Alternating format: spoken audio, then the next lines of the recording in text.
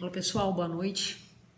E eu tô aqui hoje não para dar seguimento à sequência de 3 vídeos que eu prometi a vocês, que seria o vídeo falando sobre se o tratamento psicológico seria um atestado ou não de fraqueza, né? Uma das ideias de senso comum que está na nossa sociedade sobre o acompanhamento psicológico. Mas eu entendo que é um fato urgente, um fato que precisa de esclarecimentos, principalmente para que a nossa população consiga entender de uma forma mais aprofundada o que está acontecendo no caso da influenciadora digital Mariana Ferrer, tá? No ano de 2018, lá, se não me engano, no Café de la Musique, em Florianópolis, né? A Mariana relata ter sido violentada, estuprada, né? Após um período de lapso de consciência, né? Com provas aí, testemunho da mãe dela, provas periciais que comprovaram a presença de esperma, ruptura de ímen e tudo mais, né? Ou seja, com provas concretas, com alguns vídeos, inclusive mostrando que ela esteve aí junto do André Camargo, que é o acusado, né? O empresário André Camargo. Bom, o que acontece nesse caso é que provavelmente, né, ela tenha sido vítima do que a gente chama popularmente de Boa Noite Cinderela, né? Inclusive é importante deixar claro que esse tipo de droga é vendida, né, pela internet, esse tipo de droga é vendido em grupos de WhatsApp, oferecido, e a semana passada mesmo um amigo meu veio falar sobre isso e perguntar onde podia fazer a denúncia sobre a oferta que fizeram para ele de comprar esse tipo de medicamento para sedar, né, para manter a pessoa fora de consciência, tá? A perícia da polícia comprova, né, a ocorrência de uma relação sexual e ela não tem memória absolutamente dos fatos ocorridos. A grande questão, gente, eu não sou advogada, sou psicóloga, é que existem diversos elementos aí dando indícios da materialidade dos fatos, que é o que a gente chama de que aconteceu de fato. Porém, em setembro desse ano, a sentença prolatada pelo juiz absolve, né, de uma certa forma, fecha com a opinião do Ministério Público, dizendo que o André Camargo não teve intenção de estuprá-la.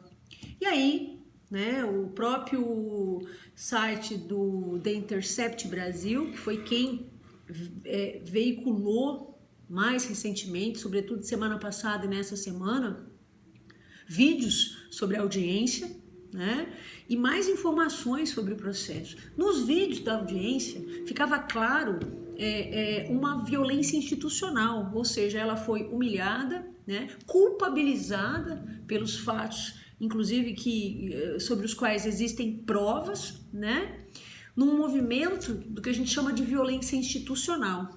A gente vai falar um pouquinho mais sobre isso. Mas o que eu quero esclarecer aqui agora é a ideia de estupro culposo. Na verdade, foi uma expressão gerada pelo próprio site do The Intercept Brasil. E o que é um crime culposo? Vou fazer aqui uma explicação rápida de alguém que não é advogada, mas que é psicóloga jurídica. Grosso modo, pessoal, quando a gente diz que um crime é culposo, a pessoa que cometeu o crime não teve a intenção de cometê-lo. Ele aconteceu, mas sem a intenção do agente. De outra forma, o crime doloso, ele é o crime cujo agente, quem cometeu o crime, tem a intenção direta de cometê-lo. Então, dizer que um crime é culposo, de uma certa forma, é dizer que o crime aconteceu sem querer, né? E foi essa a alegação do Ministério Público, né? E o juiz sentenciou fechando com a opinião do Ministério Público. Gente, não existe estupro sem querer. Não existe estupro sem querer. Isso é algo que não acontece. Apurando, né, aí que a vítima teve um período de lapso de memória, né, e entendendo que a opinião da mulher, né, o depoimento da mulher deve ser sim considerado, a gente tem uma questão bizarra nesse caso. Então, dizer que estuprou sem querer, que é uma popularização do que aconteceu nesse caso, é um absurdo.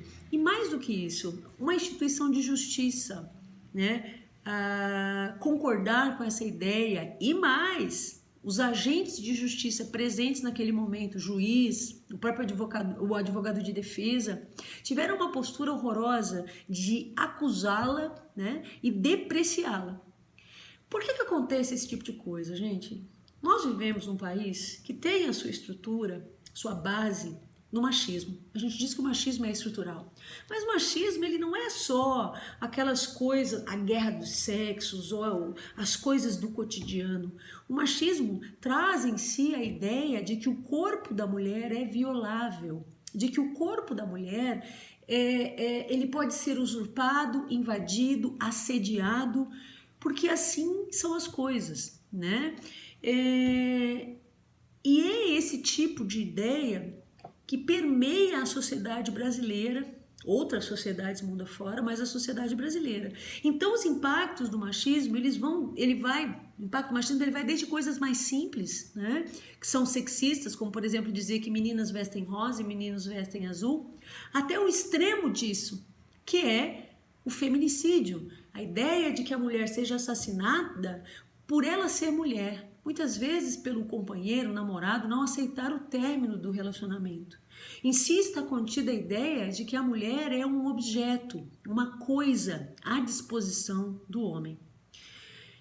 Gente, só para a gente ilustrar essa realidade, no Brasil, no ano de 2018, e esses dados vêm da Secretaria de Segurança Pública, né, da Secretaria Nacional de Segurança Pública, né, do Fórum Brasileiro de Segurança Pública, nós temos em média, tivemos no ano de 2018 66 mil estupros.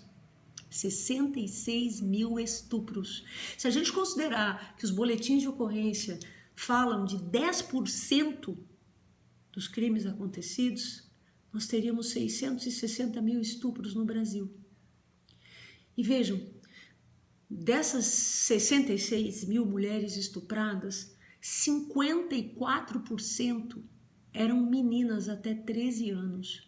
Não que o estupro da mulher adulta seja menos grave, todos os casos são graves, mas eu quero dizer com isso que nós temos no Brasil uma cultura da usurpação do corpo feminino, da dominação sobre a mulher, e ela pode se manifestar das mais variadas formas, inclusive uma violência de instituições que deveriam proteger e não protegem, muito pelo contrário, humilham.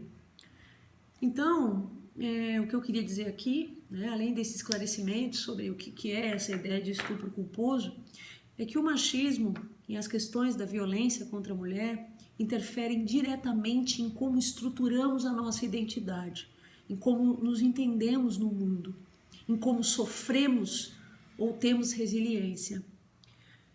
Esse caso, ele certamente vai gerar um grande impacto, já está gerando, um grande impacto e comoção nacional.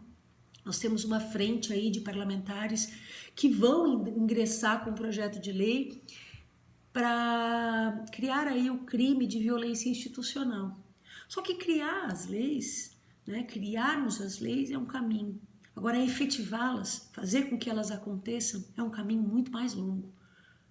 Então fica aí essa reflexão, esse entendimento. É muito difícil ser mulher e não se posicionar sobre isso, não falar sobre isso. E que os homens também estejam ao nosso lado, né? O que a gente quer não é uma sociedade sem homens, mas é uma sociedade com homens respeitosos, né? Homens que amem as mulheres e não lidem com elas como um mero objeto à disposição do seu prazer. Até a próxima.